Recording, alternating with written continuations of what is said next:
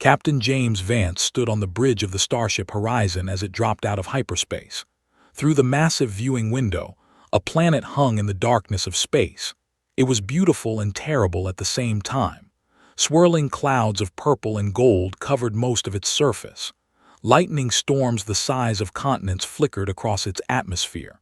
This was Zareth Prime, the planet that every species in the galaxy had been warned never to visit.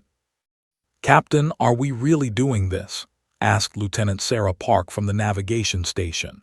Her voice was steady, but her eyes showed concern. She had served with Vance for 5 years, and she had never seen him take such a big risk. Vance turned to face his crew. The bridge was small but efficient, filled with humans from Earth who had volunteered for this mission. They knew the dangers. The Galactic Council had made it very clear that any ship approaching Zareth Prime would be on its own. No rescue would come. No help would be sent. "We are doing this," Vance said firmly. "The Council has been hiding something on that planet for 10,000 years. Every alien species we have met tells us the same story. Zareth Prime holds secrets that could change everything, and they are all too afraid to find out what those secrets are." Dr. Marcus Webb, the mission scientist, looked up from his console. He was an older man with gray hair and sharp blue eyes. "The readings are strange, Captain. The planet should not be able to support life. The radiation levels alone should make it impossible, but I am detecting plant life down there, maybe even animals." "How is that possible?" asked Engineer Tom Chen. He was young and curious, always asking questions that nobody else thought to ask. "That is exactly what we are here to find out," Vance replied. He walked to the center of the bridge and looked at each member of his crew. "Listen carefully. Humanity has only been part of the galactic community for 50 years. In that time, we have been treated like children. The other species pat us on the head and tell us to be patient. They say we are too young to understand the old ways, too reckless, too curious." He paused and let his words sink in. "But being curious is not a weakness. It is our greatest strength. While the Velkari spend centuries debating whether to explore a new star system, we build a ship and go there. While the Thon hide behind their shields and pray to their gods, we ask questions and search for answers. That is what makes us human." Sarah smiled slightly. She had heard the captain give speeches before, but this one felt different. There was something personal in his voice. "Take us in," Vance ordered. "Slow and careful. Let us see what the galaxy has been hiding from us." The Horizon moved forward, its engines humming with power. As they approached the planet, the sensors began picking up more data. There were structures on the surface.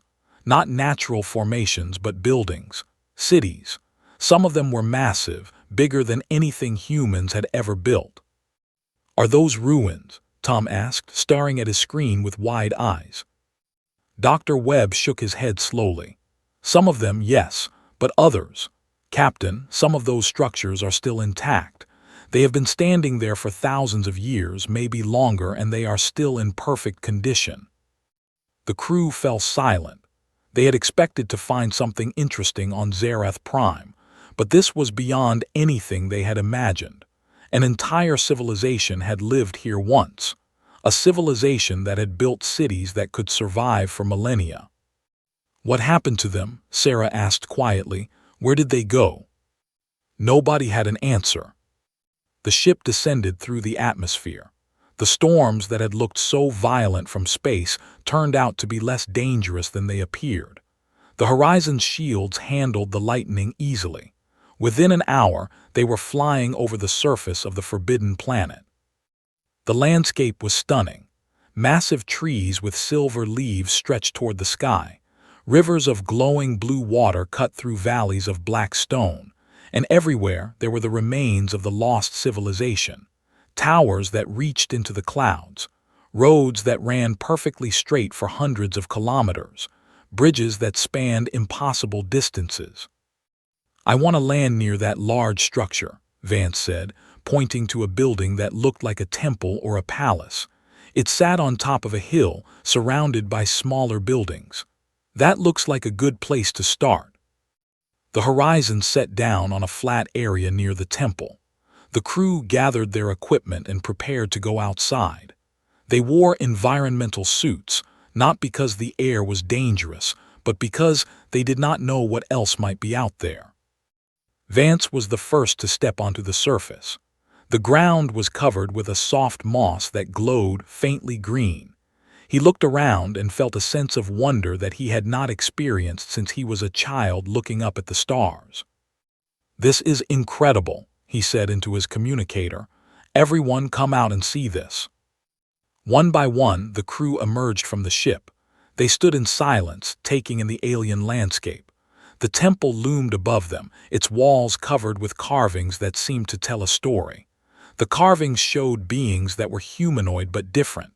They had long limbs and large eyes. They were shown building, creating, and exploring. "The architects," Dr. Webb whispered. "These must be the architects." Everyone turned to look at him. Webb was staring at the carvings with tears in his eyes. "I have studied the old legends," he explained. "Every species in the galaxy has stories about the architects. They were supposed to be the first intelligent beings in the universe. They built the first cities, created the first machines, and discovered the secrets of faster-than-light travel. But they disappeared millions of years ago. Everyone thought they were just a myth." "They were real," Sarah said. "They were here." "They were more than real," Webb replied. "If these carvings are accurate, the architects were responsible for spreading life throughout the galaxy. They seeded planets with the building blocks of life. They guided evolution on countless worlds. They created us, all of us." The weight of his words settled over the group. If this was true, then everything they knew about the history of the galaxy was wrong. The Galactic Council had told humanity that each species evolved independently on their own world, but the architects had planned it all. "Let us go inside," Vance said. "There may be more answers in there." The entrance to the temple was massive, designed for beings much larger than humans, but the doors stood open, as if waiting for visitors. The crew walked inside, their lights cutting through the darkness. The interior was even more impressive than the exterior. The walls were covered with more carvings, but also with screens that seemed to be made of some kind of crystal. As the humans approached, the screens began to glow. "Motion sensors," Tom said with excitement. "After all this time, the technology still works." The screens flickered to life, showing images and symbols. At first, nobody could understand them, but then Dr. Webb noticed something. "These symbols," he said slowly, "I have seen them before. They are similar to the oldest writing systems on Earth, similar to ancient Sumerian and Egyptian hieroglyphics and Chinese characters. It is as if all human writing came from this source." "Can you read it?" Vance asked. Webb studied the symbols carefully. "Not all of it, but I can understand some of the basic concepts. This section here talks about a journey, a great journey across the stars, and this part mentions children, the children of the architects." As if responding to his words, the screens changed. They showed a map of the galaxy with thousands of points of light. Each point was labeled with symbols. One of them pulsed brighter than the others. "That is Earth," Sarah said, recognizing the position. "That bright point is Earth." The screen zoomed in on Earth, showing its continents and oceans. Then it showed something else. A ship that looked exactly like the horizon. "How is that possible?" Tom whispered. "How could they know what our ship looks like?" A voice suddenly filled the chamber. It was deep and calm, speaking in a language that sounded strange but somehow familiar.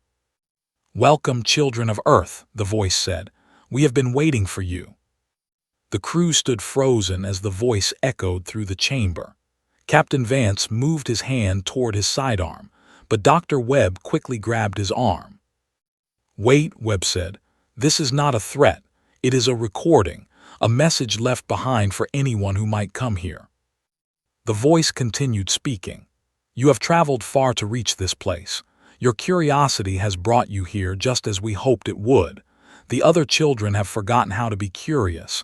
They have grown comfortable and afraid. But you humans are different. You still ask questions. You still seek answers. You are the ones we have been waiting for." Sarah looked at the screens that surrounded them. The images were changing, showing scenes from what seemed like ancient history. She saw the architects building their first cities. She saw them creating machines that could travel between stars. She saw them spreading life across the galaxy. "Our civilization lasted for 3 million years," the voice explained. "In that time we learned many things. We discovered the secrets of the universe. We built wonders that you cannot imagine, but we also made mistakes. We became too powerful. We forgot what it meant to struggle. We forgot what it meant to grow." The screens showed the architects at the height of their power. They had conquered death. They had mastered time. They had become gods, but their faces looked empty. Their eyes showed no joy, no wonder, no passion. "We decided to leave," the voice said. "We moved beyond this dimension, beyond this reality. But before we left, we wanted to give the universe a gift. We planted the seeds of life on thousands of worlds. We created new species that would one day grow and evolve and ask the same questions we once asked." Tom was recording everything on his device. His hands were shaking with excitement. "This is the greatest discovery in human history," he whispered to Sarah. "The answer to where we came from." "We created many species," the voice continued. "The Velkari with their long lives and deep patience, the Thon with their spiritual connection to the cosmos, the Krell with their strength and loyalty, and many others. Each species was given different gifts, different strengths." The screens showed images of alien species that the humans recognized. These were the members of the Galactic Council. These were the aliens who had treated humanity like children for 50 years. "But humanity was special," the voice said. "We gave humans something we did not give the others. We gave you curiosity that cannot be satisfied. We gave you ambition that cannot be contained. We gave you the desire to always reach higher, to always push further, to never accept limits." Captain Vance felt a strange emotion rising in his chest. It was pride, but also responsibility. If what the architects said was true, then humanity had been designed for a specific purpose. "The other species will grow, but they will eventually stop," the voice explained. "They will find a level of comfort and stay there. They will build their civilizations and maintain them for millions of years, but they will not progress beyond a certain point. This is by design. They are meant to be stable. They are meant to be safe." The screens showed graphs and charts that illustrated the growth of different civilizations. Most of them rose quickly and then leveled off, forming a plateau. But one line was different. One line kept climbing. "Humanity is different," the voice said. "You will never stop. You will never be satisfied. You will continue to grow and learn and explore until you reach the same level we reached. And then you will face the same choice we faced." "What choice?" Vance asked aloud, even though he knew the recording might not be able to respond. But it did respond. The voice seemed to pause, as if considering his question. "The choice of what to do with ultimate power. The choice of whether to stay or to go. The choice of whether to help those who come after you, or to leave them to find their own way." The screens changed again, showing a new image. It was a doorway, carved from some kind of crystal that seemed to glow with inner light. The doorway was located somewhere else on the planet, in a valley surrounded by mountains. "This temple contains only memories," the voice said. "But there is another place on this world, a place where we left more than memories, a place where we left the tools that will help you on your journey. If you truly want to understand what we were and what you can become, you must go there." Dr. Webb had been translating the symbols on the walls while the voice spoke. "Captain, I think I understand now why the Galactic Council forbade anyone from coming here. They know. They know that the architects left something behind for humanity specifically, and they are afraid of what will happen when we find it." "Afraid?" Sarah asked. The Velkari have been spacefaring for over 100,000 years. The Thon have technology that we can barely understand. Why would they be afraid of us? Because we are young, Vance said slowly, understanding beginning to dawn. And we are growing fast. We went from horse-drawn carriages to starships in less than 300 years. At this rate, we will catch up to them in a few more centuries, and then we will pass them. The voice spoke again. The other species have had millions of years to grow. You have had only a fraction of that time, yet already you are beginning to match them. In 1,000 years, you will surpass them. In 10,000 years, you will be where we are now. This frightens them. Tom was making calculations on his device. The numbers make sense, he said. Human technological progress has been exponential. If that continues, the projections are staggering. We could achieve things in centuries that other species have not achieved in millions of years. We need to find that doorway, Vance decided. Whatever the architects left for us, we need to find it.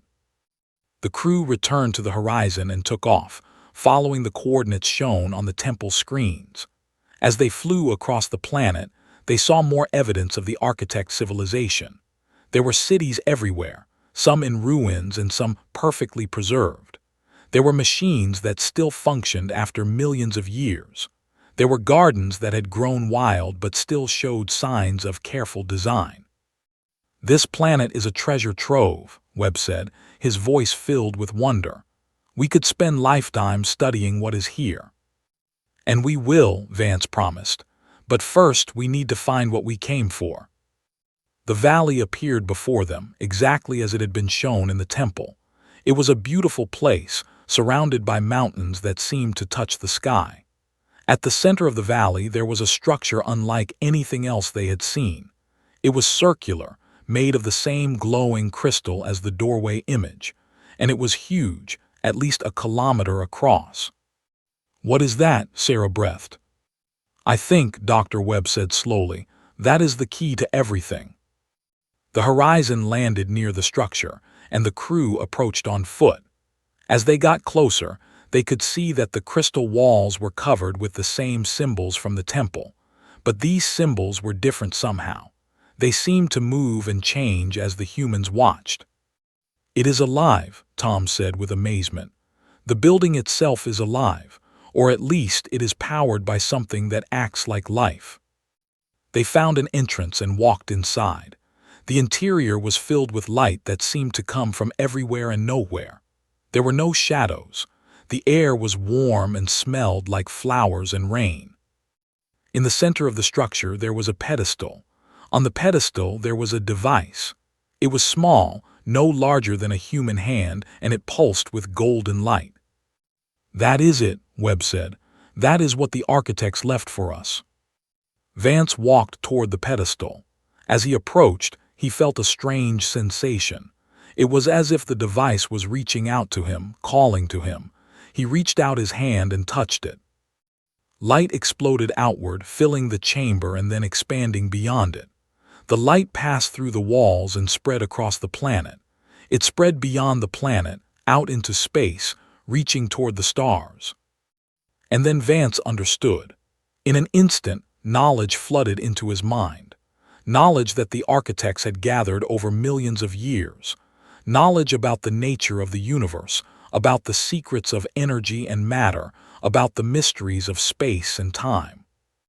He fell to his knees, overwhelmed by the amount of information. But he was not afraid. He was filled with wonder and excitement and hope. "Captain," Sarah rushed to his side, "are you okay?" Vance looked up at her and smiled. "I am more than okay," he said. "I understand now. I understand everything." The crew gathered around Captain Vance as he sat on the floor of the ancient structure. The golden device still pulsed with light in his hands. His eyes were different now. They held a depth that had not been there before. "What did you see?" Dr. Webb asked eagerly. "What knowledge did the architects leave behind?" Vance took a deep breath. "Everything," he said. "And nothing. I mean, I understand things now that I could not have imagined before. But the architects did not simply give us all the answers. They gave us the tools to find the answers ourselves. He held up the device. This is not a library of knowledge. It is a key that unlocks human potential. The architects knew that simply giving us technology would not help us grow. We needed to earn our advancement, but they left this device to accelerate the process. Accelerated how? Tom asked. The device enhances human cognition, Vance explained. It does not make us smarter in the traditional sense. Instead, it helps us see connections we could not see before. It removes mental barriers. It allows us to think in ways that our brains were not naturally designed to think. Sarah looked concerned. Is it safe? What are the side effects? Vance smiled. The architects designed it specifically for humanity. They knew exactly what our brains could handle. They created us, remember. They know us better than we know ourselves. He stood up and walked toward the walls of the structure. The symbols were still moving, rearranging themselves in patterns that seemed random but felt meaningful. There is something else, Vance said. The architects left a warning. They knew that other species would try to prevent humanity from reaching this place. They knew that our discovery would upset the balance of power in the galaxy. What kind of warning? Webb asked. The Galactic Council will not accept this. They have spent 10,000 years keeping this planet forbidden. They have told stories about ancient curses and dangerous technology. They have made everyone afraid to come here. And they did this because they were afraid of what would happen if humanity found the truth. At that moment, the ship's communicator crackled to life. It was the automated warning system. Multiple contacts approaching, the computer announced. Valkyrie warships, 12 vessels. They will reach orbit in approximately 2 hours. The crew exchanged worried glances. 12 Valkyrie warships against one human exploration vessel. The odds were not good. How did they know we were here? Sarah asked. We used stealth technology. We avoided all the detection networks. Vance looked at the device in his hand. The light, he said. When I activated the device, it sent out a pulse of energy. That pulse must have been detected across the galaxy. Everyone knows we are here now. Then we need to leave, Tom said urgently. We can make a hyperspace jump before they arrive. No, Vance said firmly. We cannot run. If we run, they will chase us. They will never stop until they recover this device and destroy all evidence that we were ever here. We need to face them. Face them? Sarah was incredulous.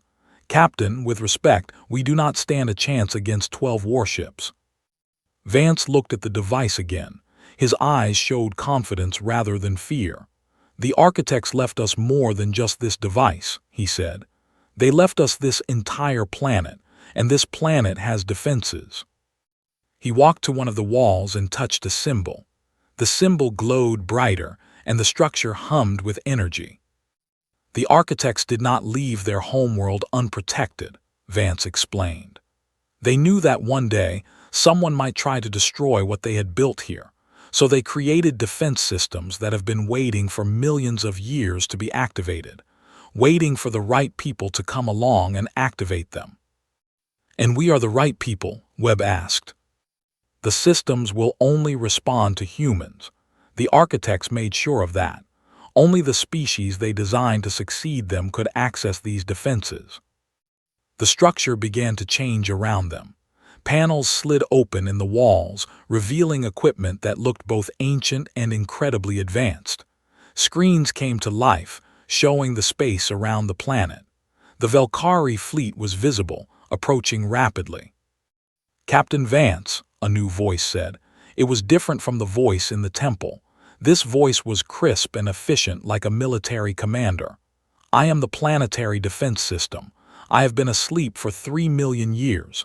Thank you for waking me. You can communicate with us, Vance asked. I can do much more than communicate. I can protect you. I can protect this world. But I need your authorization. The architects gave strict instructions. The defense systems can only be activated by a human who carries the key. Vance looked at the device in his hand. The key is this device. Yes, place the key in the central column and give the command. The defenses will activate immediately. The crew watched as Vance approached the central column. There was a small indentation that matched the shape of the device perfectly. He hesitated for just a moment. "If we do this," he said to his crew, "there is no going back. We will be openly defying the Galactic Council. We will be starting a conflict that could change the course of galactic history." Dr. Webb stepped forward. "The history of humanity has always been about pushing boundaries," he said. "We left the caves. We crossed the oceans. We reached for the stars. This is simply the next step." Sarah nodded. "We did not come all this way to turn back now." Tom grinned. "I always wanted to make history. This seems like a good way to do it." Vance smiled at his crew. They were ordinary humans who had done extraordinary things just by being curious enough to ask questions and brave enough to seek answers. That was the human spirit. That was what the architects had designed them for. He placed the device in the column. "Activate defenses," he commanded. The entire planet seemed to wake up. Deep beneath the surface, machines that had been dormant for millions of years began to hum with power. Massive structures rose from hidden underground chambers. Energy shields flickered into existence around the planet. Weapon platforms emerged from mountainsides and ocean floors. In orbit, the Velkari fleet detected the sudden surge of power. Their commander, High Admiral Vorath, stared at his sensor displays with disbelief. "What is happening down there?" he demanded. "Unknown, Admiral," his sensor officer replied. "The planet's energy signature has increased by a factor of 10,000. We are detecting weapons systems that are far beyond anything in our records." "The architect defenses," Vorath whispered. He had heard the legends.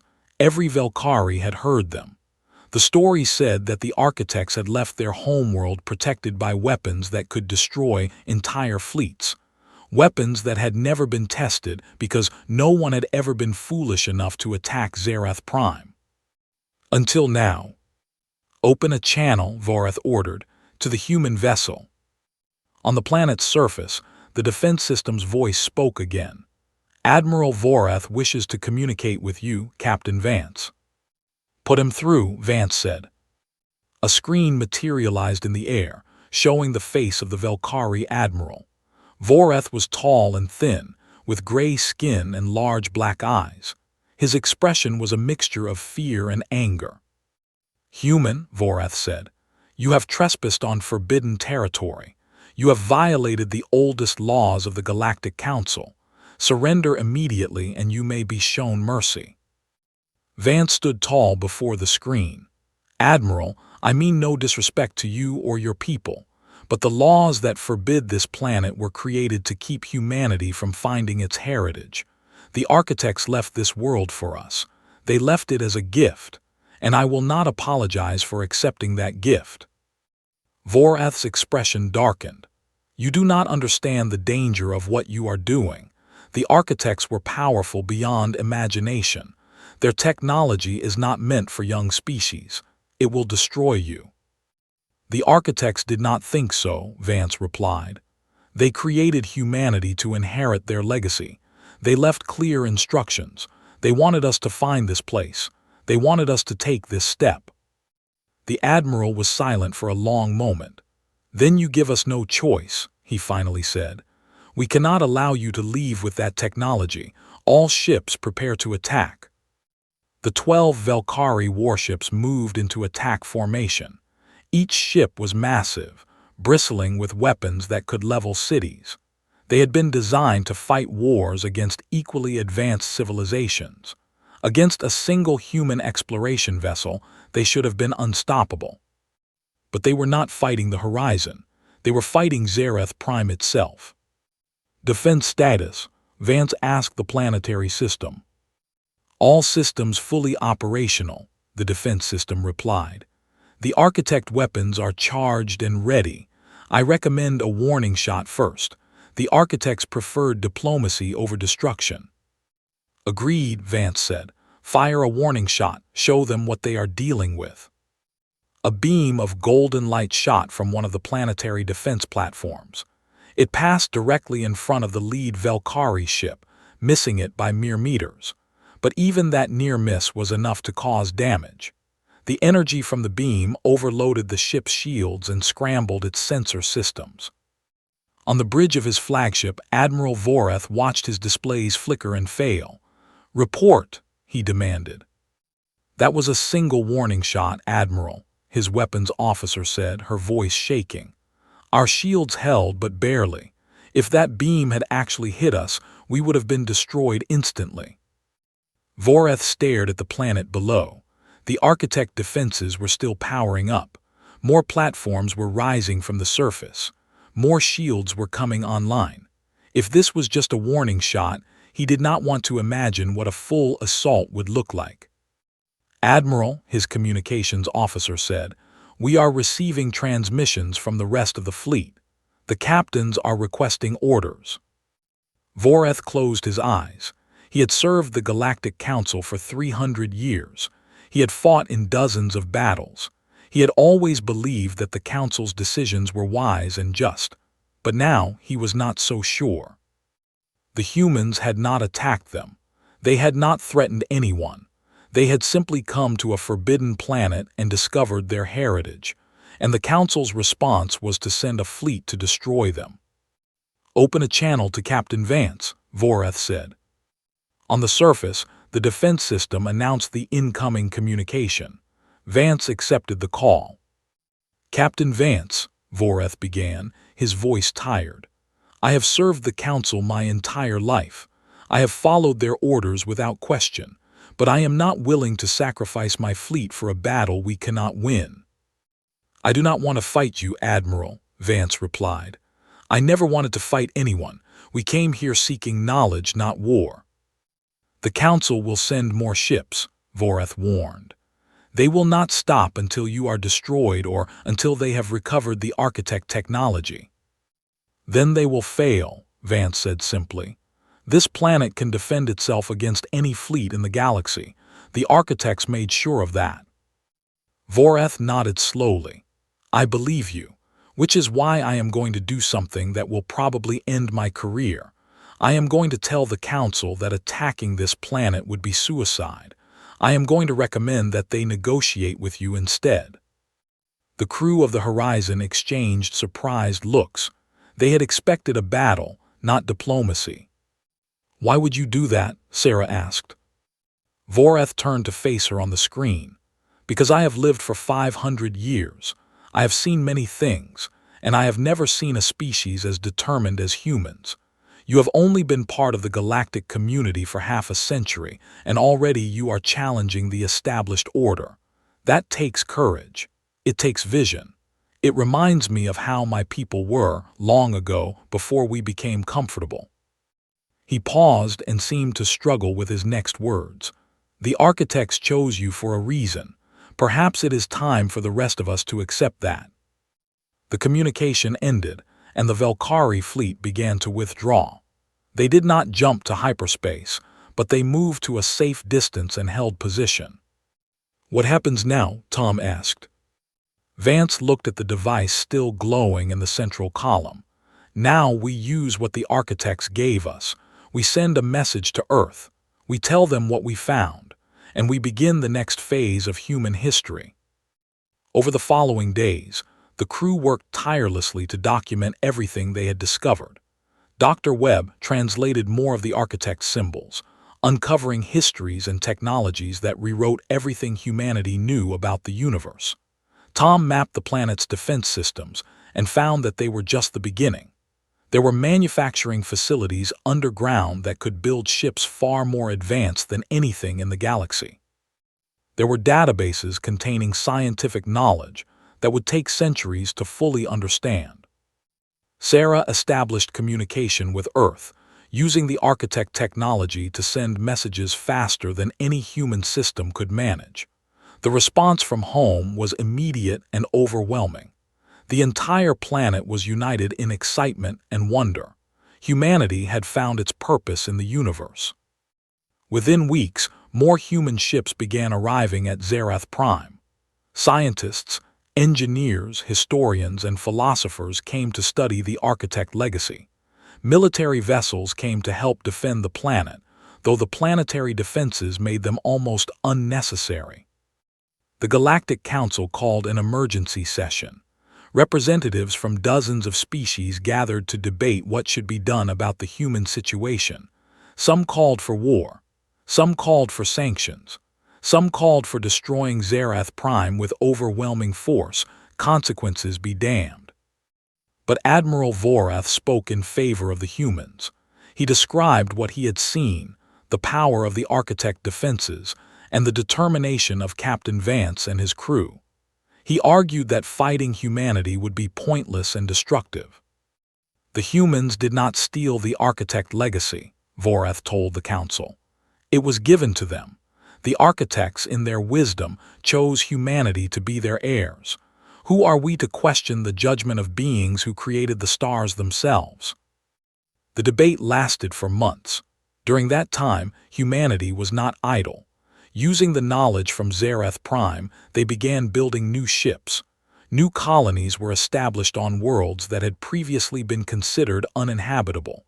New technologies transformed life on Earth and throughout human space. And through it all, Captain Vance remained on Zerath Prime, guarding the architect legacy and guiding humanity's transition into its new role. One evening, as the purple sun set over the ancient city, Sarah found him standing alone on a balcony overlooking the valley. "You should rest, Captain," she said. "You have barely slept since we arrived." Vance smiled but did not turn around. "I have too much to think about, too much responsibility. The architects chose humanity, but humanity chose me to lead this mission. What if I make the wrong decisions?" Sarah stood beside him. "Then we will learn from those mistakes and make better decisions next time. That is what humans do. We fail, we learn, we try again. The architects knew that about us. That is why they chose us." Vance finally turned to look at her. "When did you become so wise?" "I learned from watching you," she replied. "You were never afraid to take risks. You never let fear stop you from doing what needed to be done. That is leadership." Below them, lights were coming on in the ancient city. Human researchers were working late into the night, uncovering secrets that had been hidden for millions of years. The sound of their excited voices drifted up to the balcony. "We have come so far," Vance said, "and we still have so far to go." "But we will get there," Sarah said with confidence. "Because that is what we do. Humanity does not give up. Humanity does not stop. We keep pushing forward no matter what." Vance nodded. She was right. The architects had known what they were doing when they created humanity. They had created a species that would never be satisfied, never be content, never stop reaching for the stars. And now that species was ready to claim its birthright. 5 years passed since that first landing on Zerath Prime. In that time, humanity had changed more than it had in the previous 1,000 years. The knowledge from the architect databases flowed outward like a river, transforming every aspect of human life. New ships crossed the galaxy in days instead of months. New medical technologies extended human lifespans and cured diseases that had plagued them for centuries. New energy sources provided unlimited power without harming the environment. And new understanding of physics opened doors that humanity had not even known existed. Captain Vance, now Admiral Vance, stood in the Great Hall of the Galactic Council. The hall was enormous, designed to accommodate representatives from hundreds of species. Today, it was filled to capacity. Every member world had sent delegates to witness what was about to happen. "We are gathered here today," the Council President announced, "to formally recognize the changing status of humanity within our community." Vance looked around the hall at the faces of 100 different species. Some showed hostility, some showed fear, but many showed something else entirely. They showed respect. Over the past 5 years, humanity had not used its new power to conquer or dominate. Instead, they had shared. Medical technologies had been given freely to species suffering from plagues. Agricultural knowledge had been used to help worlds facing famine. Engineering expertise had rebuilt planets devastated by natural disasters. Humanity had proven that they were worthy of the architect legacy. The Council has voted, the President continued. By a margin of 3-1, humanity has been granted full membership in the Galactic Council. More than that, humanity has been offered a permanent seat on the High Council itself. A murmur ran through the hall. A permanent seat on the High Council was the greatest honor the galactic community could bestow. Only 5 species held such seats, species that had proven themselves over millions of years. Admiral Vance, the President said, please address the Council. Vance walked to the speaking platform. His crew from the horizon stood in the gallery above, watching proudly. Sarah, now a captain herself, smiled down at him. Dr. Webb, who had become the leading expert on architect civilization, nodded encouragingly. Tom, who now ran the Architect Technology Institute, gave him a thumbs up. Honored representatives, Vance began. 5 years ago, my crew and I landed on a forbidden planet. We did so because we were curious, because we asked questions that others were afraid to ask, because we believed that knowledge should be shared, not hidden. He paused and looked around the hall. The architects created many species. They gave each species unique gifts. The Velkari received patience and wisdom. The Thon received spiritual insight. The Krell received strength and loyalty. Each species has contributed something valuable to the galactic community. But humanity was given something different. We were given a restless spirit, a need to explore, to discover, to push beyond every boundary. Some have called this recklessness. Some have called it dangerous. But the architects knew what they were doing. The galaxy needs species that are stable and wise, but it also needs species that will take risks, that will try new things, that will challenge the established order. Without such species, civilizations grow stagnant. They stop advancing. They begin to decline. Humanity accepts the honor you have offered us today, but we do not accept it because we think we are better than anyone else. We accept it because we believe we have something valuable to contribute. We accept it because we want to help the galactic community reach its full potential. He took a deep breath before continuing.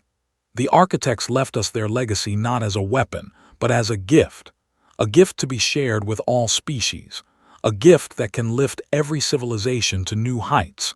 Humanity promises to use this gift wisely, generously, and for the benefit of all. The hall erupted in applause. Even species that had opposed humanity's rise were clapping. Vance had spoken to their hopes as well as their fears. He had shown them that humanity understood the responsibility that came with power. After the ceremony, Admiral Voreth approached Vance. The Velkari officer had become a friend over the past 5 years, serving as an unofficial ambassador between humanity and the older species. That was a good speech, Voreth said. You have learned diplomacy. I had good teachers, Vance replied, including you. Voreth made a sound that might have been a laugh. 5 years ago, I came to Zareth Prime to destroy you. Now I am proud to call you a friend. The universe is strange. That it is, Vance agreed, but that is what makes it interesting. Later that evening, Vance returned to Zareth Prime. The planet had become the center of human civilization in the galaxy, a place of learning and discovery that attracted visitors from every species. The ancient architect cities were now filled with life again, their halls echoing with the sounds of research and debate. He walked to the valley where they had first discovered the key. The crystal structure still stood there, glowing softly in the twilight. The defense system was still active, still protecting the planet and its inhabitants. Captain Vance, the defense system said, welcome back. It is Admiral now, Vance said with a smile, but thank you. I have observed the events of today, the system said. The Council has accepted humanity. This is what the architects hoped for. Is it? I sometimes wonder what they would think if they could see us now. The system was silent for a moment. The architects left a final message, it said, a message to be delivered when humanity had proven itself ready. Vance's heart beat faster. What message? The screens inside the structure came to life. An architect appeared, tall and graceful, with the kind eyes that Vance had seen in so many carvings. But this was not a carving. This was a recording, made millions of years ago, meant for this exact moment. Children of Earth, the architect said, if you are seeing this message, it means you have passed the first test. You have found your heritage, you have defended it, and you have shared it with others. But this is only the beginning. The universe is vast beyond imagining. There are wonders you have not yet discovered, mysteries you have not yet solved, challenges you have not yet faced. And there are others out there, others like us, others who have transcended this reality and moved on to something greater. The architect smiled, and in that smile was all the hope and love of a parent watching their children take their first steps. One day you will join us. One day you will stand where we stand now and look back at the journey you have taken, and you will understand why we created you, why we believed in you, why we gave you the gifts we gave you. Until then, remember this. You are not just the inheritors of our legacy. You are the hope of the universe. You are the bridge between what was and what will be. You are the ones who will carry the light forward when all other lights have faded. Goodbye, children, and thank you. The screen faded to black. Vance stood in silence, tears running down his face. Behind him, he heard footsteps. Sarah, Webb, and Tom had followed him here. They had seen the message too. That was beautiful, Sarah whispered. And terrifying, Webb added. The responsibility they have given us. We can handle it, Tom said with confidence. We are humans after all. Vance wiped his eyes and turned to face his friends, his crew, his family. The architects believed in us, he said. They believed that we could become what they were, that we could surpass what they were, and I believe it too. He looked up at the stars that were just beginning to appear in the darkening sky. Out there, somewhere, they are watching us, waiting for us, and one day we will find them. One day we will stand beside them and thank them for everything they gave us. But today, he continued, today we celebrate how far we have come. Today we honor the curiosity that brought us here, the courage that helped us stay, and the hope that drives us forward. He raised his hand toward the stars. Humanity forever. Humanity forever, his crew echoed. And somewhere in the vast darkness of space, beyond the stars, beyond time itself, the architects watched their children take their next great step into the unknown. And they smiled. For humanity had done what they had always done.